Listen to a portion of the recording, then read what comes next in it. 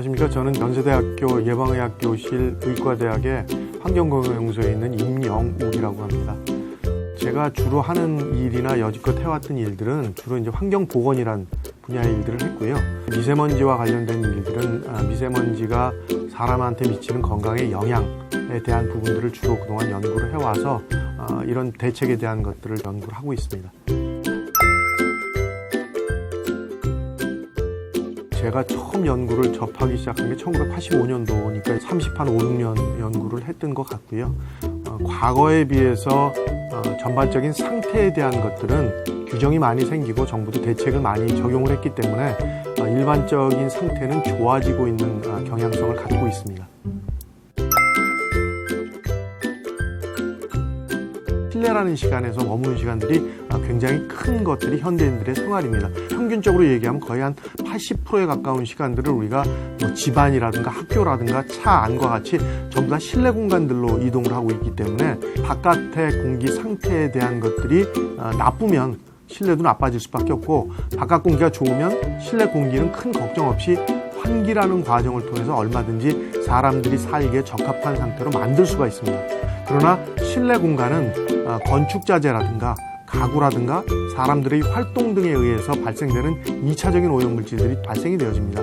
그러다 보니까 바깥 공기로부터 이동되어지는 미세먼지 등의 대기오염물질, 실내에서 발생되는 여러 가지의 오염물질들이 동시에 공존하는 공간이 되다 보니까 이런 것들로부터의 인체 피해를 최소화시키기 위한 노력들로는 환기라는 과정을 거쳐서 실내에서 누적되는 오염물질들을 바깥으로 빼줄 필요가 있는데, 환기라는 과정을 통하게 되면 바깥 공기하고의 밸런스를 맞추면서 실내에서의 농도들이 어느 정도 낮아지는 그런 효과들이 있기 때문에 항상 환기라는 것들은 우리 생활 속에서 유지할 수 있도록 노력을 해주시는 것이 좋겠고요.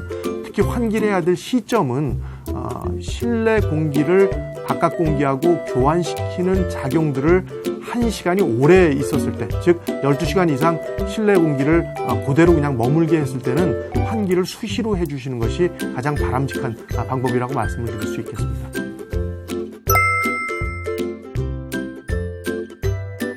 일반적으로 바깥 공기가 나쁠 때도 환기에 대한 것들은 병행하시는 것이 좋겠습니다. 특히 아까 말씀드렸다시피 실내에서 먼지를 발생시키는 일을 했을 때, 조리를 했다거나 흡연을 했다거나 청소와 같은 일을 했을 때는 바깥 공기의 상태가 어지간한 상태일 때보다는 훨씬 더 실내의 상태가 나빠지게 됩니다.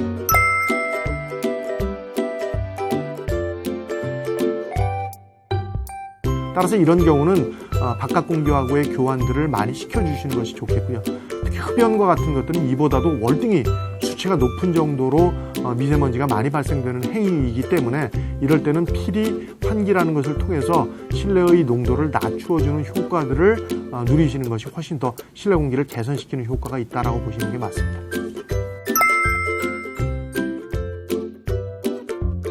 면역력이라는 것 자체는 몸의 상태를 이야기합니다. 그러니까 보통 건강한 사람들도 어떤 날은 컨디션이 좋고 어떤 날은 나쁘다라고 이야기를 하는데, 바로 이렇게 컨디션이 좋은 날이 면역력이 좋다, 컨디션이 나쁜 날이 면역력이 나쁘다라고 이해를 하시면 되겠습니다.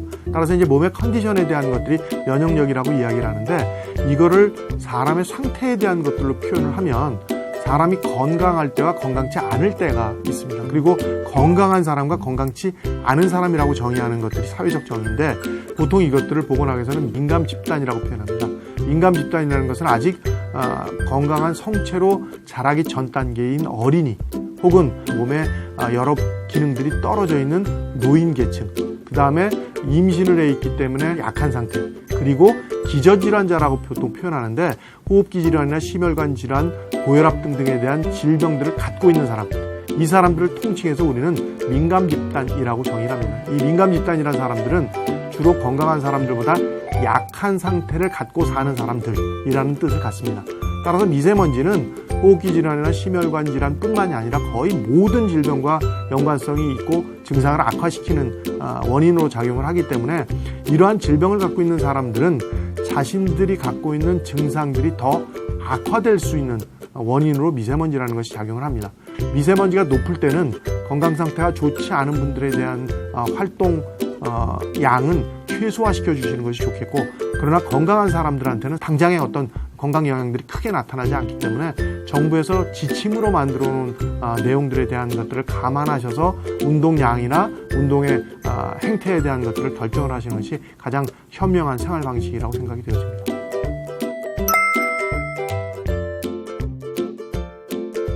일반적으로 이제 그 면역력에 대한 것들은 유전적으로 부모로부터 받는 것이 가장 큰 부분이기 때문에 이게 이제 첫 번째의 원인이겠고요. 두 번째는 식품을 통해서 얻게 되는 것들입니다. 그래서 자기의 몸에 맞고 자기의 건강 상태에 가장 유익한 식품들을 좀 더 많이 섭취하고 관리하도록 노력을 하는 것들이고, 특히 미세먼지의 면역력과 가장 밀접한 관련성을 갖고 있는 식품은 물입니다. 미세먼지로부터의 피해는 점막이라는 곳에서 가장 첫 번째 출발을 하는데, 이 점막의 상태를 촉촉하고 기능이 좋게 만들어주는 일들을 수분이 해주게 됩니다. 미세먼지로부터의 가장 큰 피해는 사실은 심장 혈관계통의 질병들을 악화시키는 원인으로 작용을 합니다. 이때도 역시 수분 공급이 원활해지면 이 혈액의 상태의 점도가 높아지는 일들을 어느 정도 완화시켜주는 작용을 하기 때문에 심혈관 질환으로부터의 영향도 최소화시켜주는데 가장 좋은 매체가 바로 물입니다. 세 번째로는 일반적으로 건강한 사람들은 운동량을 증가시켜 주는 겁니다. 호흡이 좀 가쁠 정도까지의 운동을 하루에 30분 이상씩 꼬박꼬박 유지시켜 주시는 것이 면역 체계를 원활하게 만들어주는 작용의 가장 큰 부분으로 작동을 하기 때문에 이 부분들을 잘 기억하셔서 활용을 하시는 것이 미세먼지로부터 건강하게 면역 체계를 유지하면서 사는 방법 중에 한 가지라고 말씀드릴 수 있습니다.